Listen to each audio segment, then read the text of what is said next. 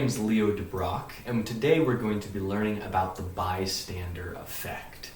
In order to best navigate this lesson, we're going to break it down into 5 components. The first being understanding a problem and a hypothesis, something I'm going to offer to you as an idea here that we can learn from. We're going to talk about the definition of the bystander effect, as well as go through some examples to get a good picture of it. And then we're going to talk about the little picture, the big picture, and finally, we're going to be talking about our main kind of takeaway from this lesson itself. So that's how we'll be organizing it. Let's get into it. Let's talk about a hypothesis and a problem with it. I have a hypothesis, something that I'm going to be trying to teach you today. That hypothesis is that people want to make the world a better place. It's my hypothesis. That's the lesson behind today. We want to make the world a better place. There is, however, a problem with that hypothesis. Now, you can disagree with me. That is okay. In fact, I encourage that. That's how science works. You got to disagree with each other. But the problem is going to start in 1964. Kitty Genoese, Catherine Susan Genoese, was stabbed at 3:15 in the morning on March 13th. The New York Times ran a story that read, 32 people who saw a murder didn't call the police. But there's a lot of things about that story that shocked the world, let's say. That's a lot of people to have seen a murder and not have called the police, not to have really done or said anything. So this New York Times articles, especially in the heyday of social psychology, had some really profound impacts, and people were trying to figure out what was going on. Why is that nobody called? And the answer that they kind of came up with was the bystander effect. The phenomenon that the more people that are present, the less likely it is that a person is going to react and help in that situation. And they claim that she was stabbed and then she ran away. She was screaming, "Help, help. I've been stabbed." Nobody helped. She ran away. A guy followed her, stabbed her again, and she ran away again a third time and was stabbed and died at her doorstep. That's what the story said. So really not doing a great job of convincing you of my hypothesis, am I? But follow along here for a minute. The social psychologists at the time said, well, we need to understand this. What is causing this? That way we can help prevent it, right? That's not a good thing.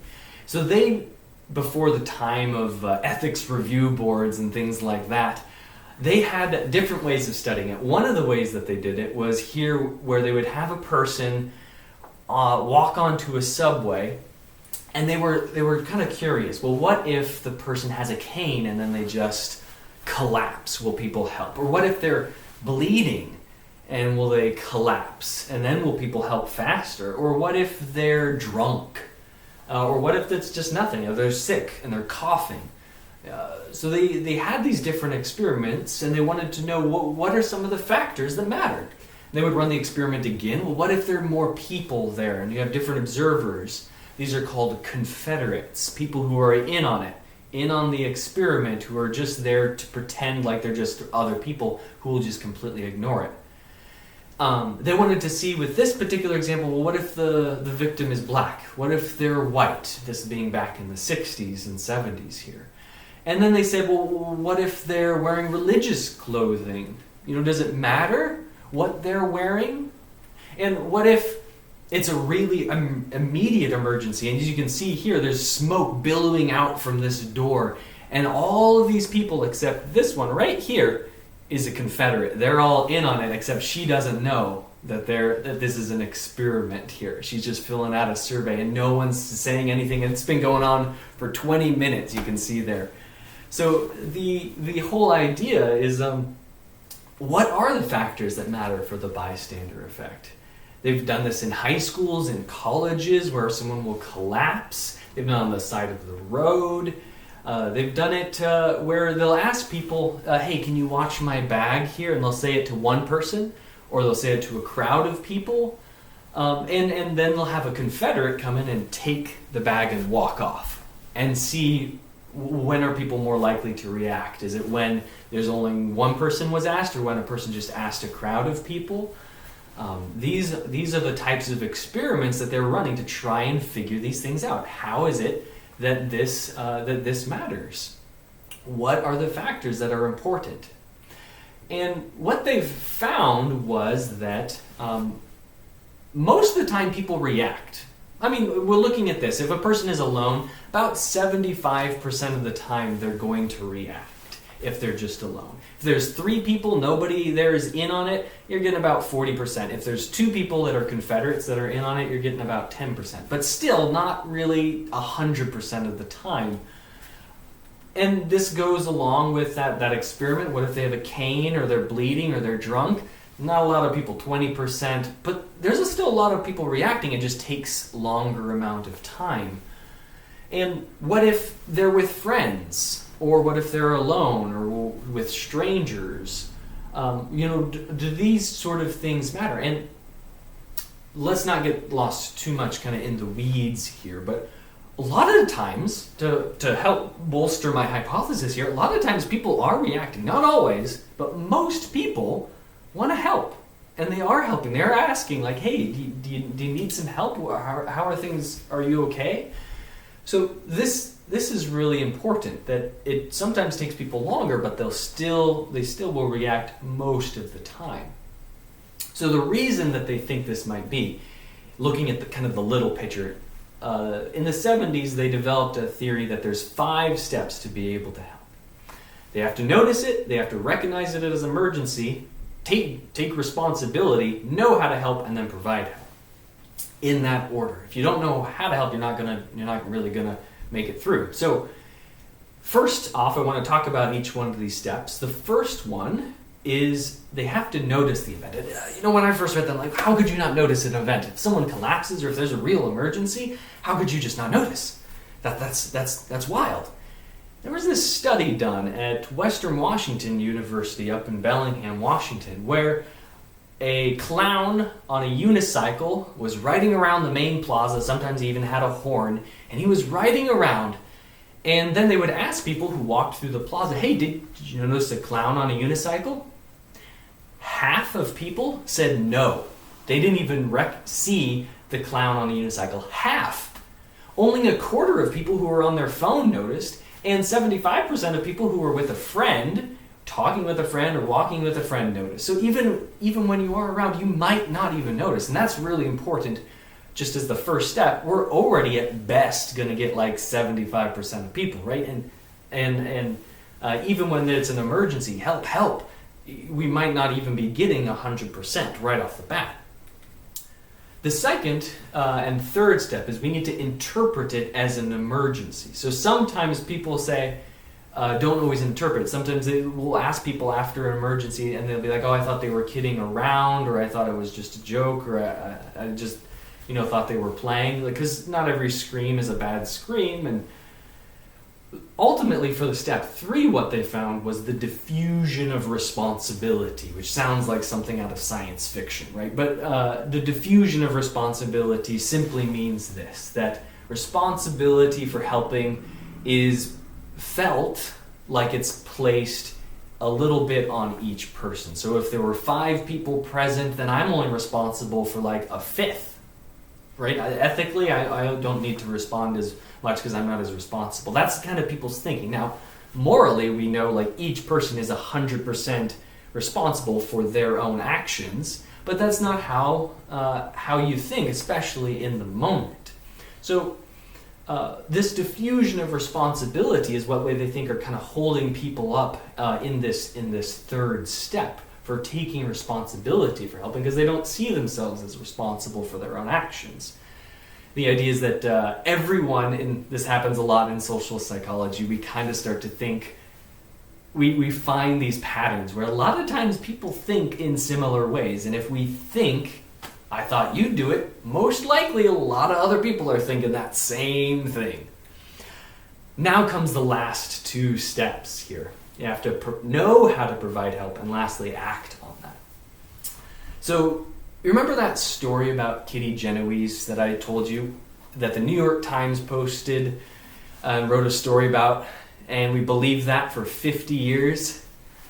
It was a lie. That was completely wrong. There weren't 37 people who saw it. It was 3 a.m. for starters. It was a lie. First off, she wasn't stabbed in 3 different spots either. She was stabbed in 2 different locations. When she was stabbed the first time, she says, "Help, I've been stabbed."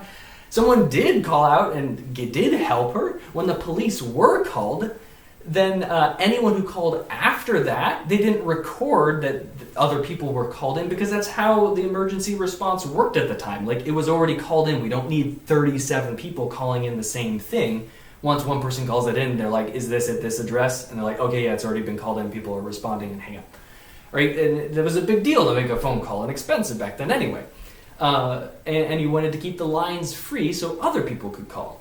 So the other piece, that is, not only did the police respond, not only did people react, not only did people help, she didn't die on her front porch or on her front steps. She died in an ambulance on her way to the hospital because people were helping her after this attacker came at her. So it's a lie. And people believed it for a really, really long time, 50 years. Let me give you another example here. My first date with the most beautiful and intelligent woman I've ever met was at an Olive Garden. It was a busy Friday night years ago, and we were having dinner there, and this old man rolls up with his family a few seats down in a wheelchair, and we're having our dinner, and all of a sudden he starts doing this, right? He's holding his neck, his mouth is open, but nothing is coming out. And the lady next to him, I think might have been his daughter, stood up and said, "Help, he's choking." And immediately, just like that, the whole restaurant goes quiet. You could hear a pin drop. And everyone looks over to the waiter, who was just a couple of seats down. And he was, I think, taking somebody's order, going through a menu, and he kind of looks around and immediately walks off. Just leaves, goes back into the kitchen. Just walks off. And it's still super quiet. And I remember thinking to myself, crap. Because I remember learning about this bystander effect. And I've taken CPR and Heimlich maneuver training, and I know no one is going to react. So I think to myself, crap. I know how to react. I know how to give the Heimlich to someone in a wheelchair. I've gotten that training before. And I get up and I go over. I put my arms around him in the right way, and I'm about to give him a real jerk. I mean, it's people throw up from this because you have to hit them really hard in order to make sure it works. And I'm just about to do it, and I feel really bad because I'm worried I might, break this old man in half. And all of a sudden I hear a blah. And it wasn't that he was choking. He ate a pickled jalapeno, and it was so hot that he was like, oh, and he felt like he couldn't breathe because it was so spicy for him. He wasn't choking at all. My heart rate starts going down, and I go back to my seat and kind of have a little laugh about it. But the point is there, a lot of people, the whole restaurant, there must have been, a good 30, 40 people in there. I wouldn't doubt it. It's a big place.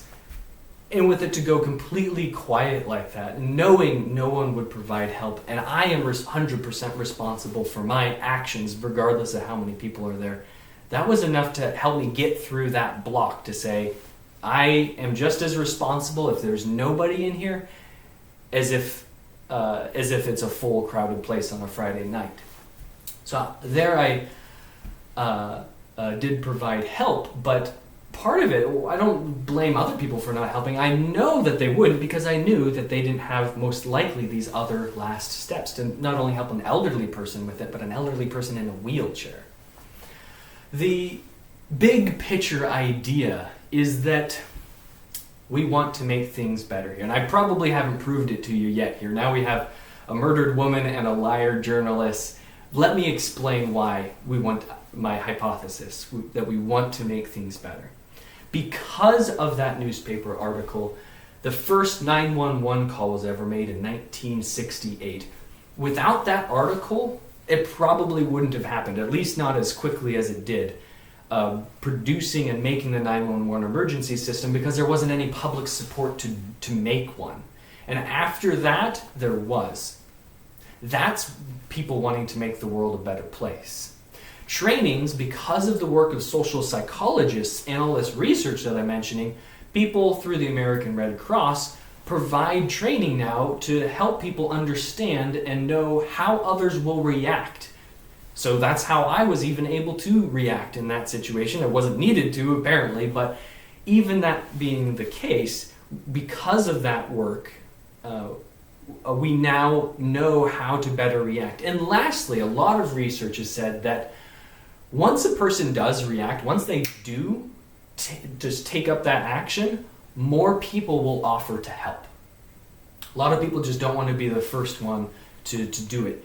And that's exceptionally the case if the emergency requires multiple people to help, to respond. Like if a person's at the bottom of a pool, it sometimes takes more than one person to get them out to perform CPR. Things like that, people are more likely to respond once one person does act.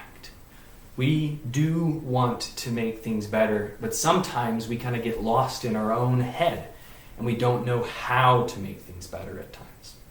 If you remember anything from today, if you remember anything at all, a week from today or a year from today, when, and I'm not going to say if, but when you're in that situation where you do have to act, I would want you to remember this. You do want to act.